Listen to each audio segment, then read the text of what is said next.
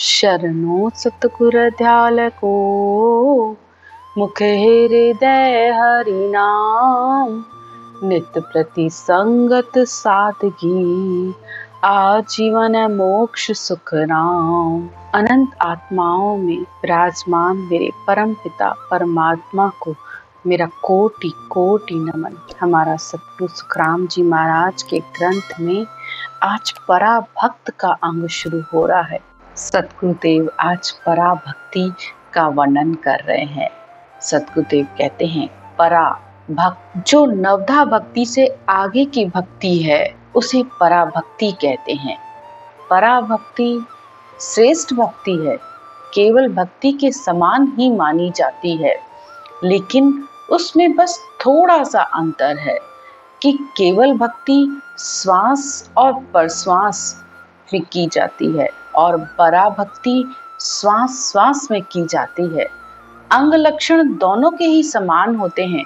जो केवल भक्ति के अंग लक्षण होते हैं शुभ शुभ, वही पराभक्ति के अंदर भी वही लक्षण होते हैं, लेकिन सतगुरुदेव उसका निर्णय करके बता रहे हैं कि जो निमित्त अवतारों की भक्ति है, निमित्त यानी राम कृष्ण या जो भी हम अवतार मानते हैं, उसकी भक्ति को सुरगुण भक्ति कहा जाता है, जिसको नवधा भक्ति भी कहते हैं। और अवतारों ने जो भक्ति करी, यानी जो संसार में अवतार धारण करके आए, उन्होंने जो भक्ति करी उसको ब्रह्म भक्ति कहते हैं, तभी वो परब्रह्मवासी कहलाते हैं। आप ध्यान से अगर अपनी आरती पूजा को सुनेंगे, जो आप बोलते हो सुबह शाम, तो हम उनको परब्रह्मवासी कहते हैं। अब आपके अंदर एक विचार आ सकता है कि वो तो परब्रह्मवासी हैं, वो तो परमात्मा हैं, तो उनको भक्ति करने की क्या जरूरत है। इस बात को आप यहाँ बहुत ध्यान से समझने की कोशिश कीजिएगा कि राम भी ब्रह्म की भक्ति कर रहे हैं, भगवान शिव भी उस परब्रह्म परमात्मा की भक्ति कर रहे हैं, और ब्रह्मा जी भी, सब देवी देवताओं को भी उस परब्रह्म परमात्मा का आधार है, लेकिन बस देव योनि होने की वजह से वो ब्रह्म की भक्ति करते हैं और उनके अंदर देवत्व का भाव ही रहता है, यानी सबकी इच्छा पूर्ति करना। संसार में जो भी आपको चाहिए वो इन अवतारों की भक्ति से पूरा होता है। और अवतार भी आप दूसरे शब्दों में कह सकते हैं कि उस परमात्मा से ही वो शक्ति लेते हैं, इसीलिए वो हर समय उस परब्रह्म परमात्मा की भक्ति करते हैं। तो नवधा भक्ति अवतारों की भक्ति है, और जो अवतार भक्ति करते हैं उसे ब्रह्म ज्ञान, ब्रह्म भक्ति या पराभक्ति कहते हैं। और ये एक ही श्वास में की जाती है, जैसे राम राम राम राम, राधा राधा राधा, कृष्ण कृष्ण कृष्ण। ये बहुत अच्छा है, क्योंकि एक श्वास की भक्ति करने पर भी मनुष्य के पाप खत्म होते हैं। तो एक श्वास की भक्ति को यहाँ कोई खराब नहीं बताया गया है, उसको भी केवल भक्ति के समान ही बताया गया है। जो मनुष्य रात दिन उस परमात्मा की भक्ति में रत रहता है, उसके अंग लक्षण भी बहुत अच्छे हो जाते हैं। और ये तो प्रेम की भक्ति है, इसमें न कोई ऊंची, न कोई मुद्रा, न कोई साधना, न किसी तरीके का साधन, न हर्ष, न शोक, किसी तरीके का सुख दुख भी नहीं आत्मा को व्यापता है। वो हर समय परमात्मा के नाम में ही रंगी रहती है। तो पराभक्ति भी श्रेष्ठ है। बस सद्गुरुदेव कहते हैं कि इससे आगे केवल भक्ति है, यानी उस परब्रह्म परमात्मा की भक्ति। अवतारों को भी इसी का ही आधार है, इस परब्रह्म परमात्मा का। और केवल भक्ति इस श्वास और प्रश्वास में की जाती है। तो आप यहाँ पर ये बात समझने की कोशिश कीजिएगा कि श्वास और प्रश्वास के में इस ब्रह्म के नाम को लेने पर वह जो सत शब्द आता है, तो पराभक्ति भी इसके अंदर आ गई। क्योंकि श्वास की रटना अगर पराभक्ति है, तो उश्वास केवल भक्ति है, और केवल भक्ति में तो श्वास में भी नाम लिया जाता है और उश्वास में भी नाम लिया जाता है, यानी लेती हुई श्वास और छोड़ती हुई श्वास, दोनों में परमात्मा का नाम लिया जा रहा है। तो पराभक्ति और केवल भक्ति दोनों ही साथ हो जाती हैं, तो इसलिए उनके अंग लक्षण भी समान हो जाते हैं।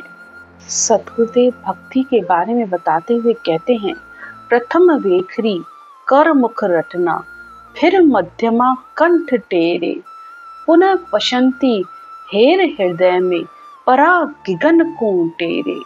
यहाँ 4 अवस्थाएं बताई जा रही हैं भक्ति की।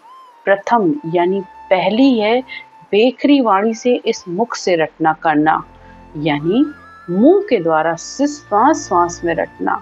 दूसरी है मध्यमा यानी कंठ से इस राम नाम का उच्चारण करना।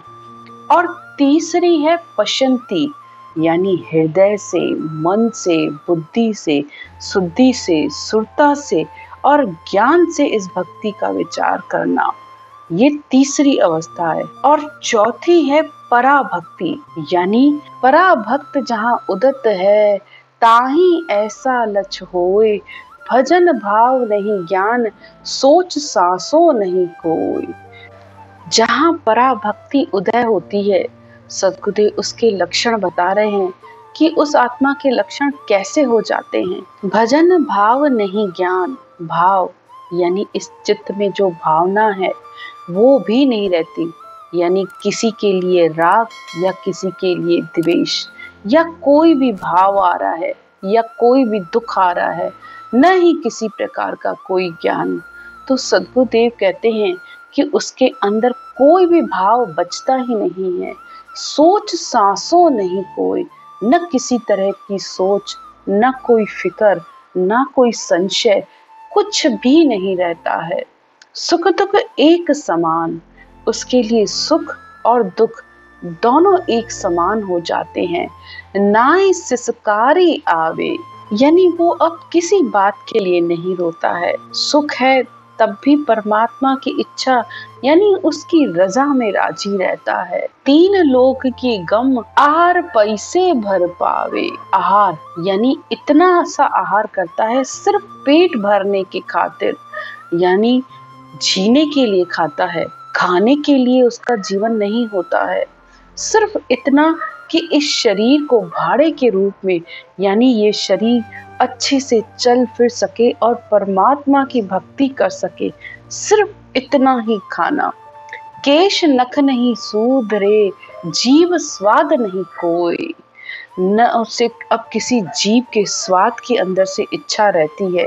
केश और नख यानी न इस बालों को न ही इस नाखूनों को सुधारने की इच्छा, यानी मौज मस्ती, घूमना फिरना या अपने आप को संवारना, यानी अब उसकी इच्छा इन सब चीजों में है ही नहीं, क्योंकि पराभक्ति उदय होने के बाद अंतर में सिर्फ परमात्मा प्राप्ति की इच्छा लगी रहती है। पराभक्त सुखराम कहे जहाँ ऐसा लक्ष्य हो। तो पराभक्ति उदय होने पर सद्गुरुदेव कहते हैं कि भक्त के अंदर ऐसे लक्षण आ जाते हैं। आगे सद्गुरुदेव कहते हैं, लागे ब्रह्म समाधि देह की सुध न होई। सद्गुरुदेव पराभक्ति के उदय होने के लक्षण बताते हुए कहते हैं कि जब पराभक्ति उदय होती है तो ब्रह्म समाधि यानी इस शरीर में 5 समाधि लगती है। ध्यान समाधि त्रिकुटी में लगती है।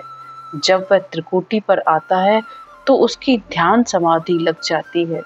और ब्रह्म समाधि ब्रह्मांड में लगती है तो आत्मा को सब में ब्रह्म ही दिखाई देता है। सब आत्माएं, चाहे पशु हो चाहे पक्षी हो, सब ब्रह्म ही दिखता है। और 10वें द्वार से नीचे इखर समाधि लगती है और 10वें द्वार पे सता समाधि लगती है और 10वें द्वार से परे शून्य समाधि लगती है। तो सद्गुरुदेव कहते हैं कि जब पराभक्ति उदय होती है तो ये 5 समाधियां लगती हैं, तब उस मनुष्य के अंदर इस देह की भी सुध नहीं होती है, यानी ये देह से भी उसका देह का अभिमान भी छूट जाता है। चित्त, मन, बुद्धि, अहंकार सब कुछ उसके नीचे रह जाते हैं, किसी भी तरह का संशय नहीं रहता है। 5 गया बिलाए मोह मासो नहीं कोई। 5 यानी 5 विषय, 25 प्रकृतियां, ये भी उसके खत्म हो जाते हैं। रूप, रस, गंध, स्पर्श तथा काम, क्रोध, लोभ, मोह, अहंकार उसके सब समाप्त हो जाते हैं। मोह मासो नहीं लोई, यानी मोह भी तिल मात्र वो भी नहीं रहता है। करामात करतूत शकल को दूर बिराड़ी, फिर उसके अंदर किसी भी तरीके की चमत्कार, करामात, ये किसी भी तरीके की उसके अंदर इच्छा नहीं बचती है, क्योंकि उसके अंदर अब सुख पाने की इच्छा ही नहीं है। इस शरीर में सुख हो चाहे दुख हो, लेकिन उसका एक ही लक्ष्य है, सिर्फ परमात्मा की भक्ति करना। मन सो गयो बिलाय, देव बंदत है लारी।